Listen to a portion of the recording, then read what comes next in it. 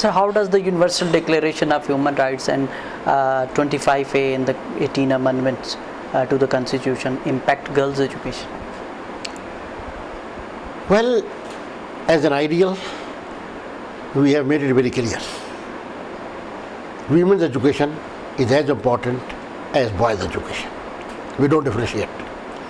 And we regard education to be the critical factor in the development of society and a core fundamental right. But how far we would be able to implement it, proof of the pudding is in the eating. And unfortunately, so far the governments have failed.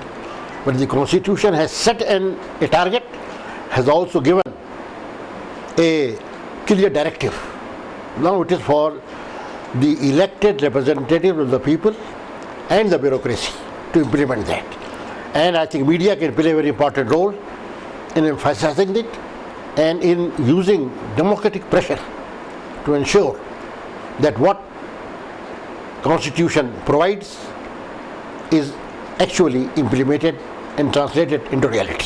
अच्छा sir, article 25 से जो 18वीं तरमीम के तहत अभी जो पास हुआ है, उसके तहत फ्री और कंपलसरी एजुकेशन से मुराद क्या है एग्जैक्ट, और दूसरा क्या ऐसे वालदैन या ऐसी फैमिलीज़ जो तमाम तर सहूलियात होने के बावजूद भी अपने बच्चों को स्कूल नहीं भेजते, उनके लिए कोई सज़ा या कोई पनिशमेंट या कोई rules? I think we would have to have two things.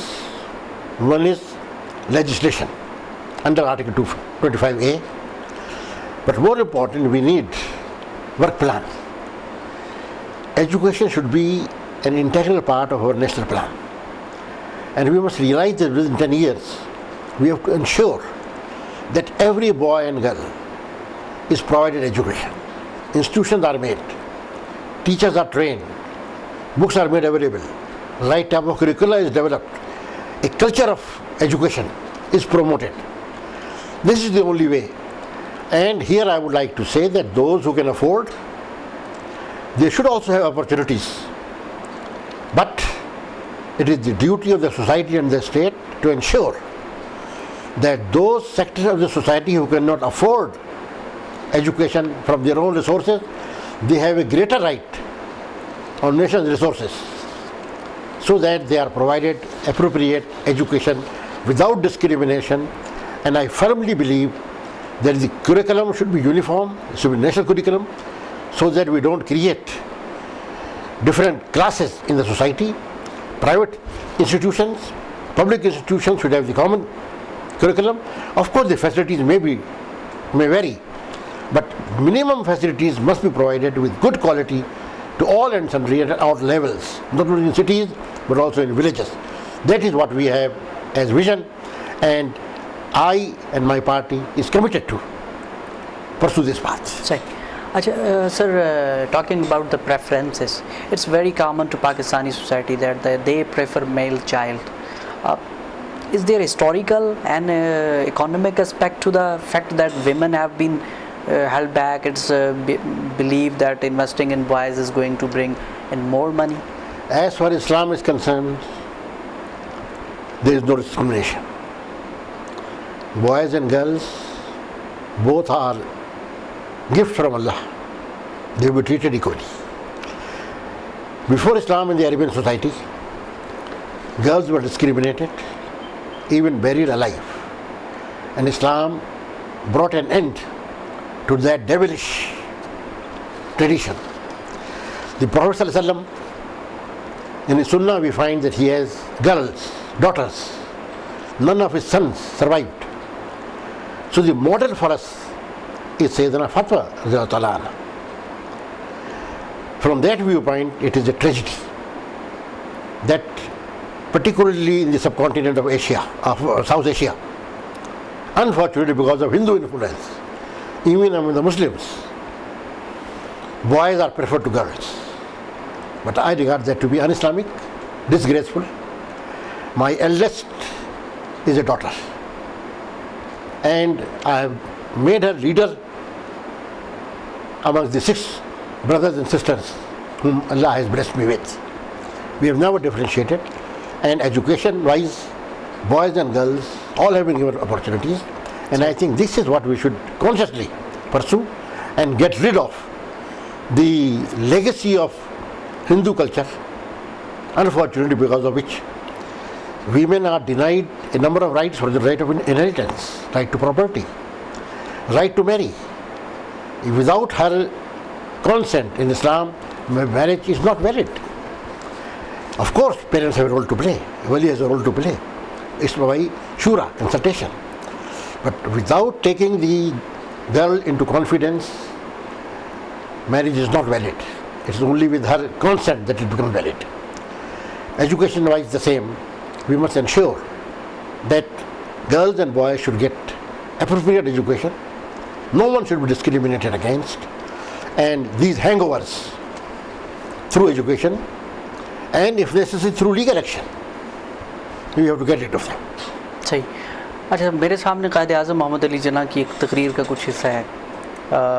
In one of the conference in 1944, he said, "No nation can rise to that height of glory unless your women are side by side with you. We are victim of evil custom. It's crime against humanity that our women are shut up within the four walls of the house as prisoners." What would you like to interpret it further? I think he has spoken the truth.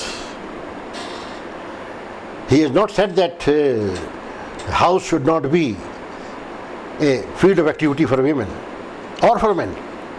What he has said is that if we confine her to the four walls, then the role that she should play as a woman in society cannot be performed. And to me, as far as Islam is concerned, while home is a center of civilization, cradle of civilization, home means preparing you for the role in society. Home is a part of the society. Home is not something isolated from that. So those who denigrate or devalue the role of home, family, I totally disagree with them. But home and family has to be the basis. It's not the end of it. From there, men and women both have to play their roles according to their likes, according to their capacity, according to their natural disposition, and in that sky is the limit. Sir, are the public debates on education, educational policies and budgeting, are gender sensitive? Are Gender sensitive? to some extent, unfortunately, I would say that as far as educational policies are concerned, they have not done justice to girls' education. I firmly believe that there should be facilities for girls from kindergarten to university level.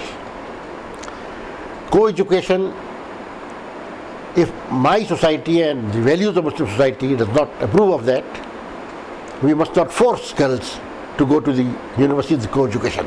We should provide them equal facilities in all fields they want to go, within the framework of our own values and ideals. Educational facilities must be provided, and presently I regard education to be the most starved field, and within education, girls' education is getting much less priority than it deserves. Sir, हमारे culture, tradition और हमारे रस्म व रवाज के अंदर या हमारे क़वानीन के अंदर कौन सी ऐसी चीज़ हैं जिनको दुरुस्त करने की ज़रूरत है जेंडर पैरिटी के लिए? There are lots of that. Often nothing can be said, but I think Islamic Ideology Council has looked into the laws and has come up with very good suggestions. It's a continuous process. The issue is of attitude. We talk, but we don't act. I think we have to do serious work in that direction. And most important, in my view, is the role of the media, so that people realize what potential we have, where we are going wrong, and how that can be corrected. Definitely political parties, local bodies, provincial assemblies, parliament have a very important role to play. And so far, I am disappointed that media, as well as the political structure, and even the ulama in the mosque, has not played their role fully. So we must get out of it. But I firmly believe that while we must have roots in our values and society, we must realize what are the demands of our times, all those things which fit into our value framework, from wherever they come. We should avail of that, and what is at variance or in contradiction to our values, we should be clear enough to consciously reject it and develop alternatives from our own perspective, so that we can compete with the world and carve out a place for us, because Islam is for humanity, not merely for Muslims. So what do you see challenges and opportunities ahead into the next decade empowering women and girls in Pakistan? Well, these are terms. I want empowerment of everyone, of women as well as men. At the moment, unfortunately, we are an elitist society. 1% of the population owns almost 50% of the resources. 80% of the population does not have more than 15-18%. These disparities should go. Education, economy, society, opportunities, even our parliaments, our provincial assemblies, they are dominated by the elite. So I think we have to get out of it. And my vision of the future is that we have to strive to have a welfare, egalitarian, just society. Without that, real empowerment would not take place. It would be just a cliche. So this word is now repeated ad nauseam. But the real empowerment will take place when we realize that life and property is an amana, is a trust. And this trust has to be so discharged as it fulfills the objectives and values on which our society is based. The vision which Islam gives to us of a Islamic, democratic, welfare society. That is the objective. Sir, we see some people criticize such movements like UNGEI on the basis that cultural lines must be respected. What do you think about I agree. It's not really with this organization. The NGO culture, as it has been thrust upon the third world countries by the West, is a new form of colonialism. Neo-colonization is taking place. We have to protect ourselves against that. But having said so, whatever is being done by United Nations, UNESCO and other organizations which does not conflict with our ideals and values, we should not be allergic to that. My attitude is that of openness, but an openness with which we are able to have our own criteria for judgment and selection. That is what is needed. And it's also my view that Pakistan is rich in resources, that our failure lies in leadership and management. If we can take care of these two, our resources are enough to carve out a glorious future for us. And so is the case of Muslim Ummah taken as a whole. Professor Khurshid, thank you very much for being us today. And if you want to add something or you want to give some message to Education Watch Pakistan readers and viewers. My only message is that first of all we should be loyal to Allah. And then we should consider Pakistan a great blessing, an amana from Allah subhanahu wa ta'ala and from the generation which struggled, sacrificed to establish Pakistan, to gain freedom. And I had the honor to be, as a young boy, a part of Pakistan movement. And I think our new generation should understand what is our history, what have been our goals, where we have gone wrong. And we should try to rectify that without blindly imitating the West. Avail from all sources, but always stand on your own footing. That is extremely important. Thank you. Thank you very much, sir.